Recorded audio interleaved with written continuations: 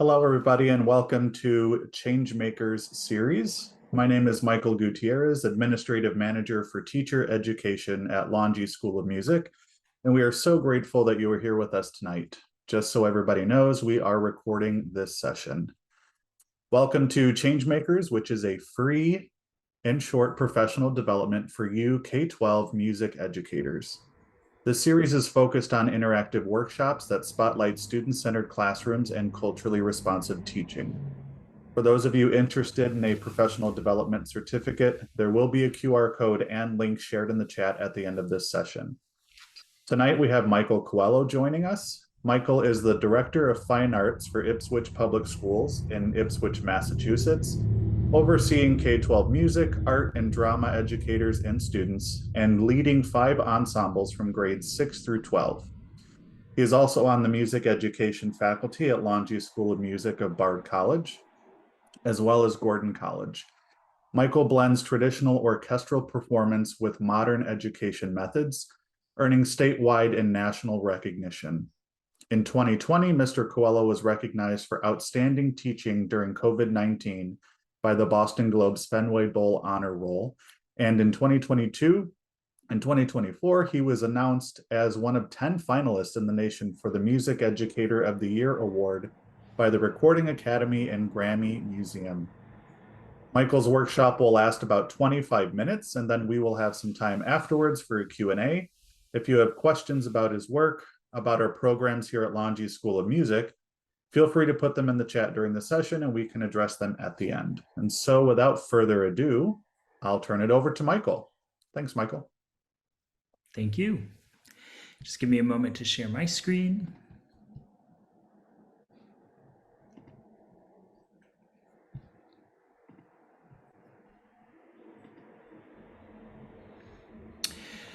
All right, well, thank you. I'm honored to speak tonight for Longy's Changemaker series. And the topic I've chosen is something that I've thought a great deal about due to the nature of my work and my personal background. I'm a first-generation Portuguese American, and I grew up in a lower-class household in Fall River, Massachusetts. I went through the public school system, a district where 80% of my peers were of low-income status. And after college, I had the opportunity to work in that same district. And while I loved my time there, positions shifted and I wasn't able to teach what I loved most, which was orchestra. So eager to accept any orchestra position I could get my hands on, I found myself in a town with a weird name, Ipswich, on the North Shore of Massachusetts, surrounded by people who are obsessed with the beach and fried clams. So first, I just wanted to take a moment and ask if you could write your name in the chat, where you're from, and what's your teaching area of interest.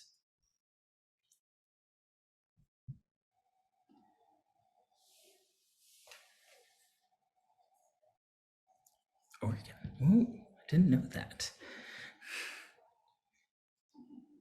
And I'm also curious, what pieces did you find most compelling in your school ensemble? And then why? What's a piece that comes to your mind right away? And then the second thought is, why do you think that was? There's no wrong answer here.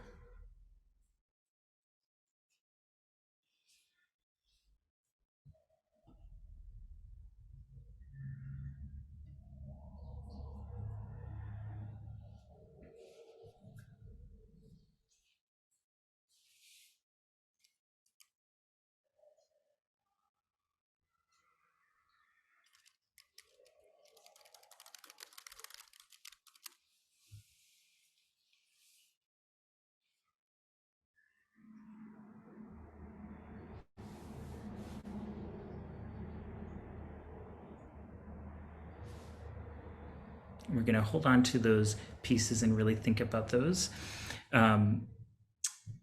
because it's gonna come back. When I first arrived in Ipswich, the middle school orchestra had about 63 students. Today we have 120, spanning the 3 grades. In 2015, the high school had 58 students, and now we have a total of 118. I took this photo last Thursday. We also are building a set for The Little Mermaid, so my horn players had to go on top of Ariel's grotto, which was a lovely moment for them. It's been truly wonderful to witness this growth, and while it can be attributed to a variety of factors, I'd be remiss to not acknowledge the role I believe repertoire has played in the expansion and enthusiasm surrounding my program. Repertoire is essentially the most public part of our curriculum, and it's been driving this growth and excitement. This is because in Ipswich, ensembles are truly for everyone. We don't have the band kid or the orchestra kid. In fact, my principal bassist, who you can see on the left of this picture, is also the captain of our football team. He's the president of the orchestra. I took a poll today and all but one of my students identify themselves as athletes. Within my orchestra, I have the captain of the football team, the baseball team, soccer team, tennis team, and the volleyball team. So I kept thinking to myself, because I didn't necessarily set out to do that, but how did this come to be? How is this possible? And I really do believe it's through an inclusive curriculum, adapting to reflect the diversity of the student body, ensuring that it acknowledges and respects cultural backgrounds, through culturally diverse guest artists, thereby inviting guest artists and musicians from different cultural backgrounds to provide students with exposure to various musical perspectives, through collaborative learning, authentic learning experiences that allow students to share their cultural perspectives and also learn from one another. Through accessibility, ensuring that instruments, field trips, resources are accessible to all students, regardless of their cultural or economic backgrounds. Through community engagement, fostering connections with local cultural organizations, community leaders, and performers to strengthen the relationship between the music program and the broader community. Through feedback and inclusion, which is actively seeking feedback from students and families. That's something that I think is number one. I notice a lot of faculty not doing is, well, where's your feedback from your students? I can give you feedback as the fine arts director, but what about the students? Flexible evaluation, being open to different forms of evaluation and assessment, recognizing that students from diverse backgrounds may have unique ways of demonstrating their musical growth. And through open dialogue, creating an open and respectful dialogue within the ensemble to address concerns and promote a culture of mutual understanding, respect, and support.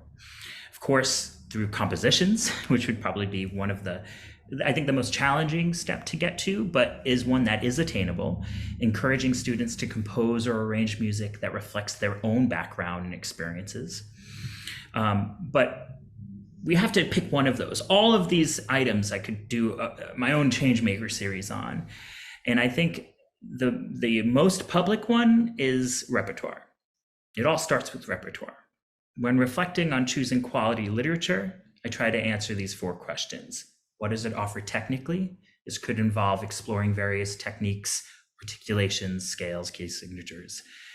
What does it offer musically? Diversify your repertoire to expose students to different musical styles, genres, time periods.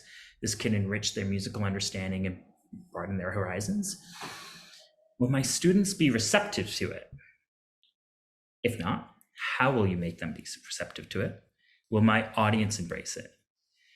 This is so vital as a large portion, again, of what we do as ensemble directors is on public display, right? I like to say, to my math teacher colleagues, yeah, well, my tests are public. So don't forget that we're teaching a performance-based art form, and therefore we need an audience to perform to. How will you get your audience to buy into the process? One effective strategy is to ignite your students' enthusiasm for repertoire. And you can do this a variety of ways. One way, I think, is with school trips. So in our district, we embarked on a quadrennial international concert tour. We opted for England because we felt, as new ensemble directors in this district, we didn't want to take 165 students to a country with a language barrier. So performing in different venues and in front of various audiences during concert trips exposes students to diverse reactions and feedback, right? This experience can be motivating, encouraging them to bring their best performance. So one of my selections was the first movement of Elgar's cello concerto.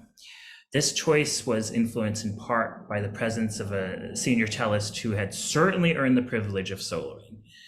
I was also aware that this piece in many ways is a cornerstone of British orchestral music, so I expected the British public to be familiar with it. But what I didn't anticipate was the overwhelming response we received at the end of our performance. The audience rose to their feet, a standing ovation, and there were tears. One gentleman approached us at the end and expressed his gratitude because he had told us that his mother passed away a month earlier, and this was the piece that they would listen to together. And my students heard that. So I was able to share this story with them in a country where the piece was performed, and essentially enabled them to connect so much more vividly with the music.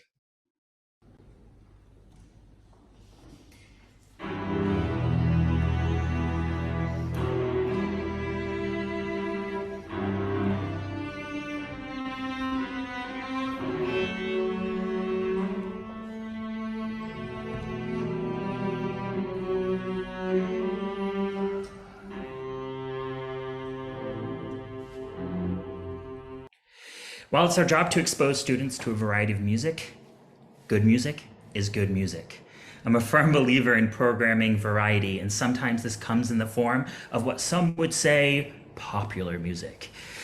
So here's an arrangement for my middle school orchestra where we performed, yes, Driver's License by Olivia Rodrigo. A seventh grade violinist within the orchestra was the soloist, another student who had more than earned the privilege of singing with us.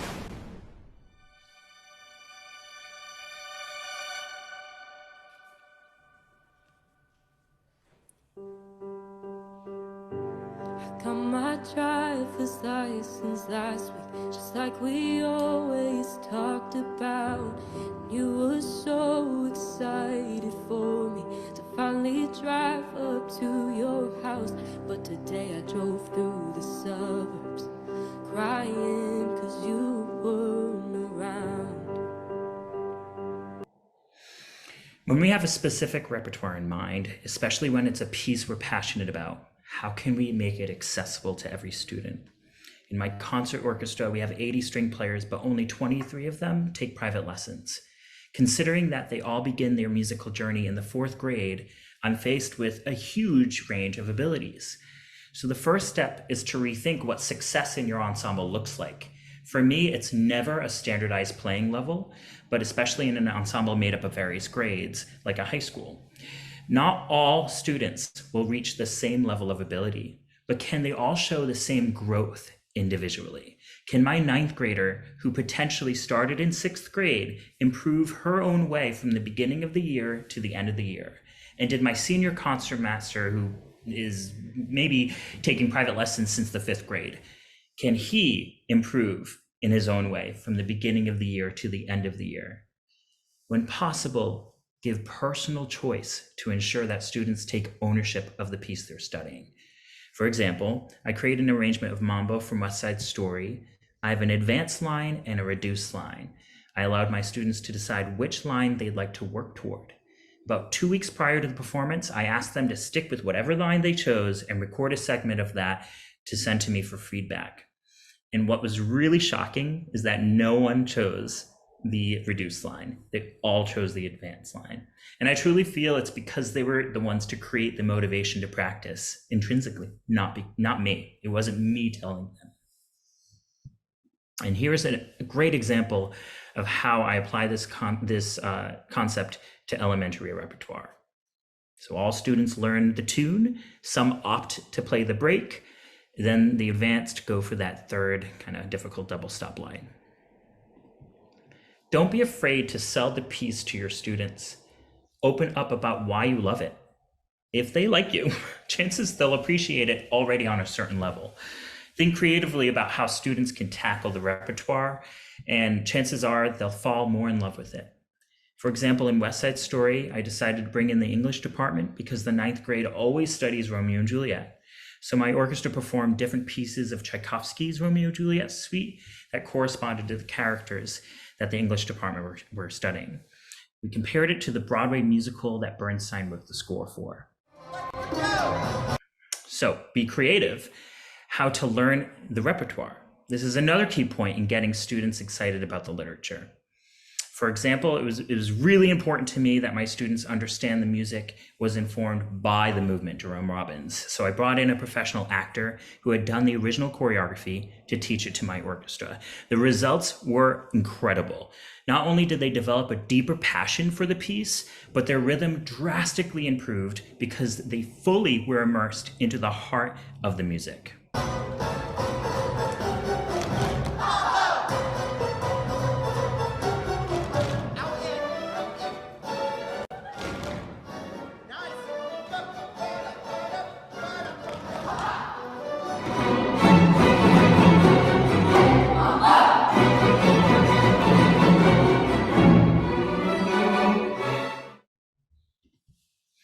For me, it wasn't enough to just have strings perform this.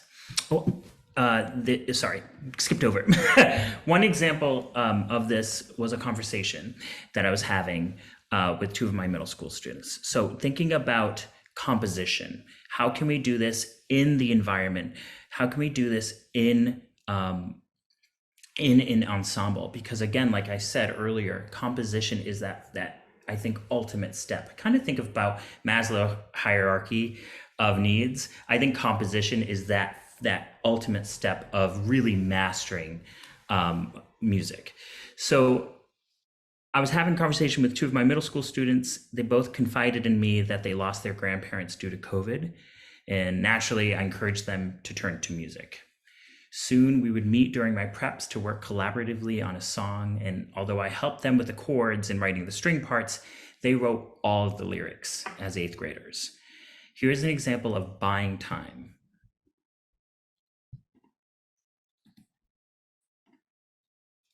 In a moment.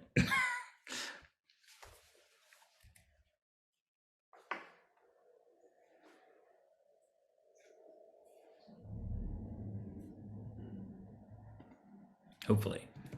One moment. Let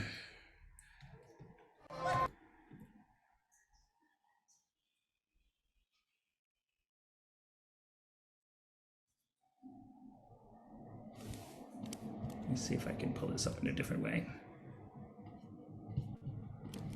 Backup plans are great. COVID helped me do that.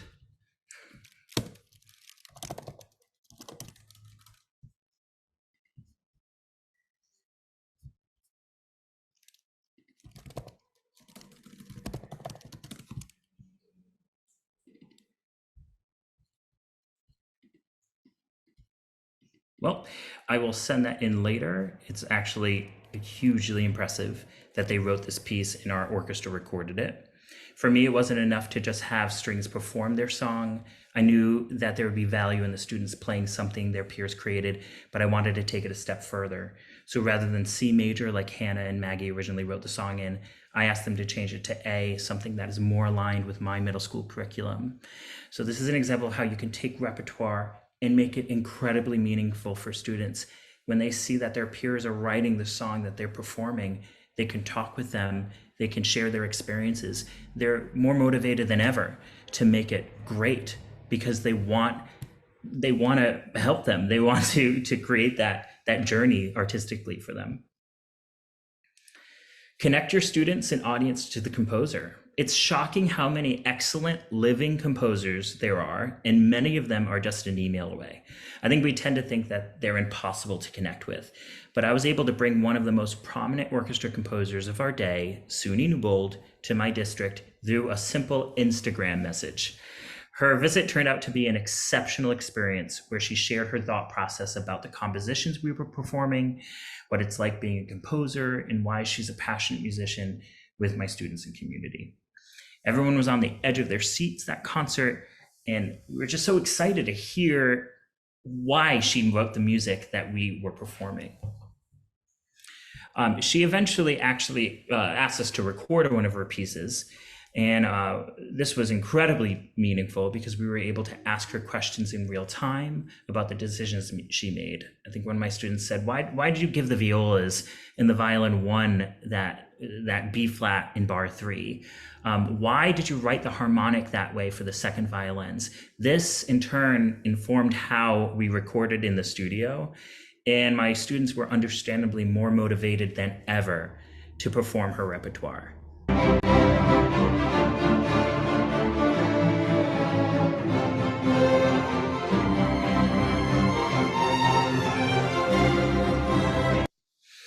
Engage the audience.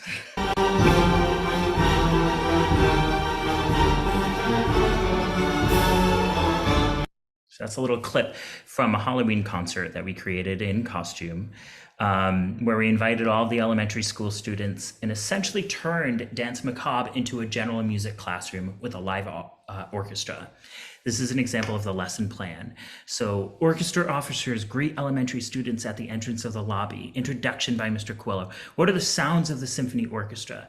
Annie comes out. She's the concertmaster. She tunes. What is a concertmaster? What's an oboe? Why does it tune the orchestra? What I loved was really getting out into the audience, having a live orchestra of over 100 students, and asking fourth graders in real time, did you hear that? Let's try that again. Bar 80. Listen for the feelings. Listen to the violin call. Listen to the music. Was it a great experience for the fourth graders? Yeah, but you know what? It was an incredible, enriching experience for my high schoolers.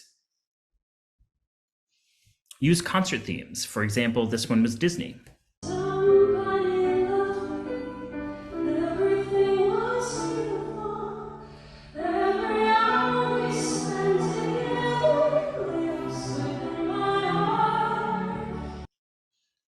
This was Broadway. Before I make a mistake, before I leave the worst of me, give them no reason to stare.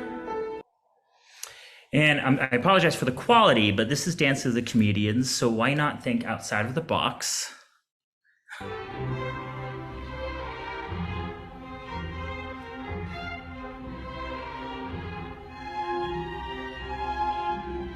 During a caesura, I decided to bring a few sodas out. We cracked them open with the first stand of violas. Made the audience wait a little while.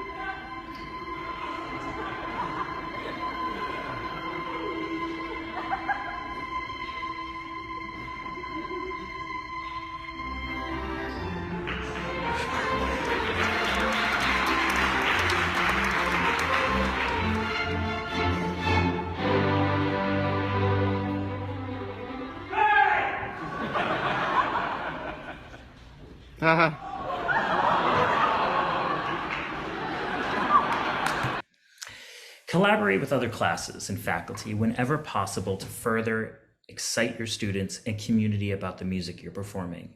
I've already mentioned how I teamed up with the English department, but here are some other examples. This is our choir director and our concert chorus surprising the audience as a sort of flash mob through midway through our performance of the Carmen Suite.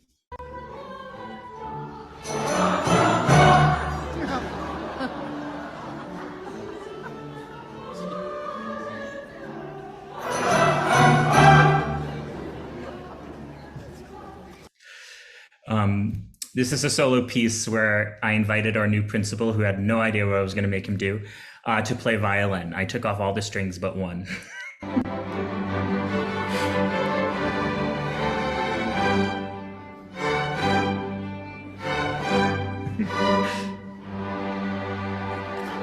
It was a great way to get administrators on your side.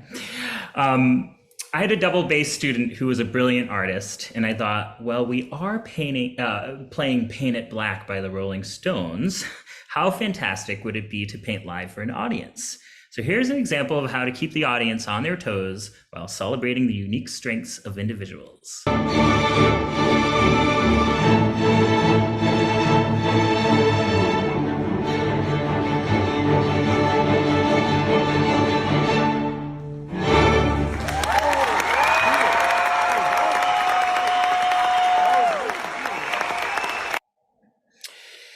And here's the most current collaboration that I'm actually working on. One with the art department. The painting classes are listening to a piece we're performing. I took this photo today, actually, and using that piece as inspiration for their painting unit.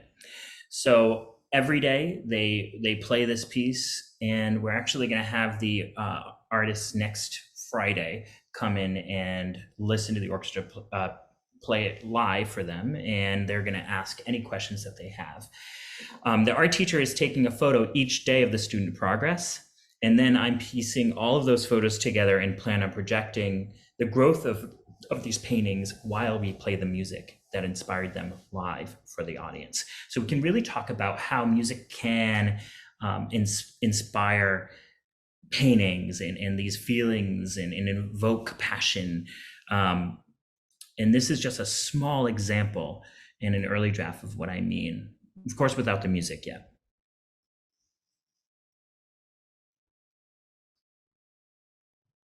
So this will be playing slowly while we're performing the piece.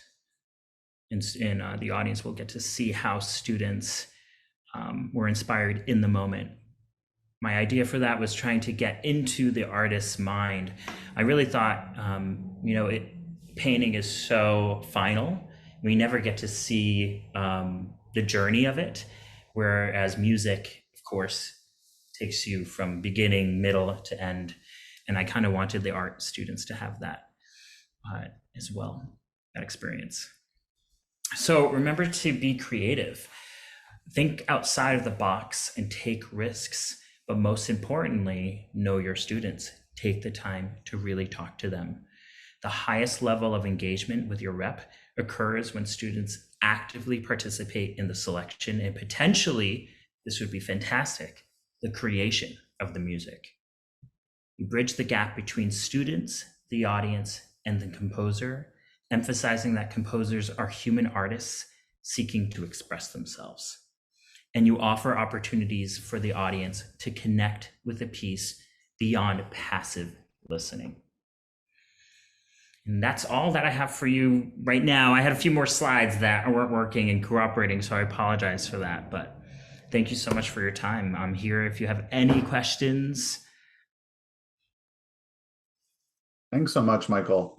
We'd be happy to include that video in the follow-up materials that we will send out. Are there any questions at this time? I think the biggest thing is to just be unafraid to talk to students. And what I mean by that is not just the beginning of the year icebreakers, to really have check-ins. At the end of every week, I have a simple survey that goes out and actually has nothing to do with music. It's, how are you feeling today? What's going on? Is there anything I should know about in your personal life? Is there anything that do you want to have a meeting with me? And more often than not, students actually do. They are like, can I see you really quickly? And those conversations are so important, right? That they know that I'm more than just a music teacher, I'm more than just a conductor to them, but that I'm really here and have a deep invested interest in them as people. Absolutely. And from my perspective, just one thing that I thought was really neat in what you're doing, but also that we in K-12 music education can take away from this practically is, even though this was a session on repertoire and engaging concerts and students, right? The cross-curricular avenues that you're creating within different departments of the school, I think will just, you'll see an uptick in enrollment, right? Not just in those fine arts courses or other ensembles that we have, but it does, bridge across those different areas of public school, which is really neat. I will just share a few more things before we close out today. So you should see on your screen some more information from Longy School of Music. There are some QR codes if you're interested in attending another Changemakers session. If you require a certificate of completion for professional development points, that is also available as a QR code. We also have information about our teacher education programs here at Longy, and we will include that in our follow-up communications as well. If you have any other specific questions about our program at Longy, or if you have any other questions for Michael directly, we have our contact information here. Feel free to get in touch with us. All of us in the teacher ed department would be happy to assist you, and we're really quick with our communication. As I said, we will send this communication out for all of our participants, so keep an eye on that recording. And I just want to thank you again, Michael, so much for spending this evening with us and giving us some really amazing and practical takeaways that we can use in our classrooms. Thank you so much. Thank you. And I just want to remind us on the recording here that if you're interested in our next Changemakers session, we will have Sarah Fard, who teaches high school guitar, modern band, and digital music in Medford, Massachusetts. And she'll be chatting with us on November 15th about anticipating music literacy supports for students with disabilities. And with that being said, we thank you so much for attending our session, and we look forward to seeing you at future events. So thank you so much. Thank you, Michael, and everybody have a great night. Bye-bye.